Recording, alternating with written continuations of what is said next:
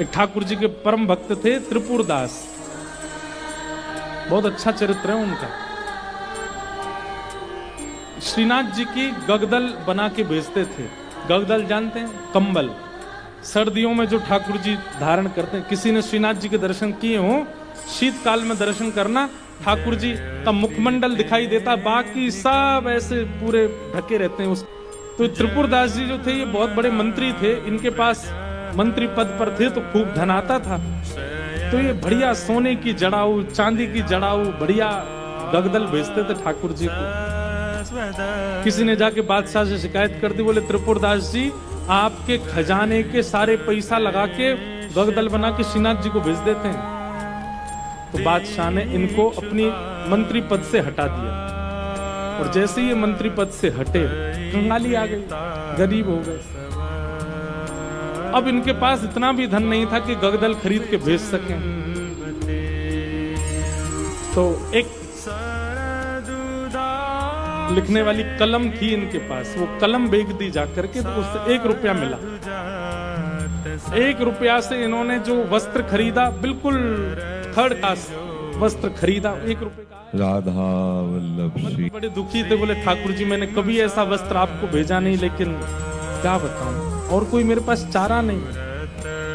वो वस्त्र खरीद करके उस पर प्रेम से हृदय से लगा के उस पर बढ़िया सुंदर कुछ रंग रोगन किया, जो जो उन पर उपस्थित था। थोड़े थोड़े इत्र बचे थे, इत्र लगा दिया और किसी के हाथ मंदिर भिजवा दिए। पहले तो हमेशा खुद जाते थे जब मंत्री थे, लेकिन अब मन में सोचे कि कहीं मैं ऐसी अवस्था में मंदिर गया, गोसाई जी ने अगर मुझे इस अवस्था में देखा तो वे कहीं मुझ पर कृपा करने के लिए धन राशि ना दे दें, इसलिए खुद नहीं गए कि ठाकुर जी समझेंगे मेरी परिस्थिति। शीतकाल का समय आया, यहाँ पर वो चद्दर जैसे ही पहुंची तो भंडारियों ने सोचा ये तो बिल्कुल सामान्य स्थिति की है, ये ठाकुर जी की सेवा में क्यों जावे, ऐसे ही रख दो इसको कहीं किनारे में कहीं रख दी।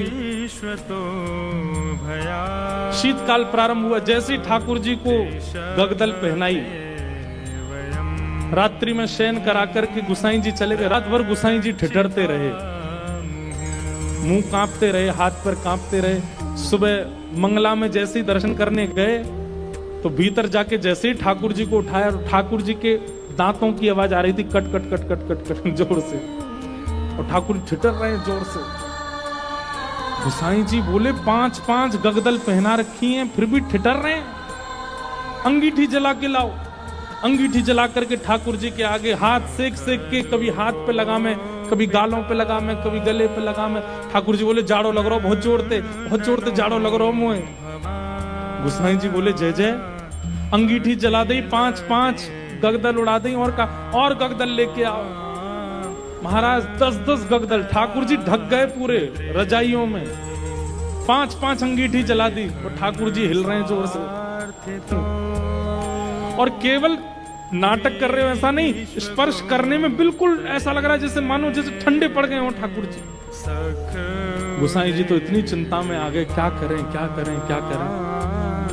अचानक गुसाई जी बोले 10-10 गगदल और 5-5 अंगीठी, फिर भी ठंडक नहीं जा रही, कोई लीला तो नहीं श्याम सुंदर की?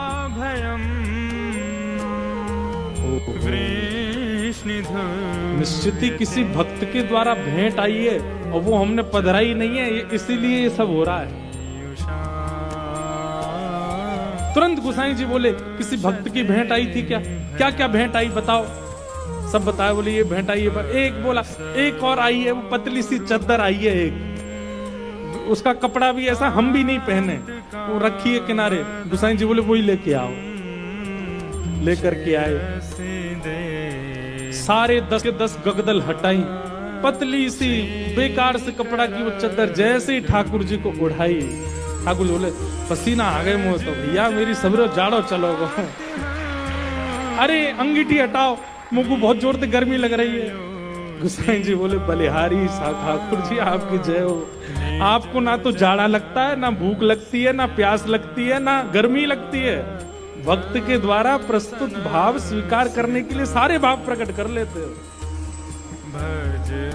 ऐसे हमारे ठाकुर जी।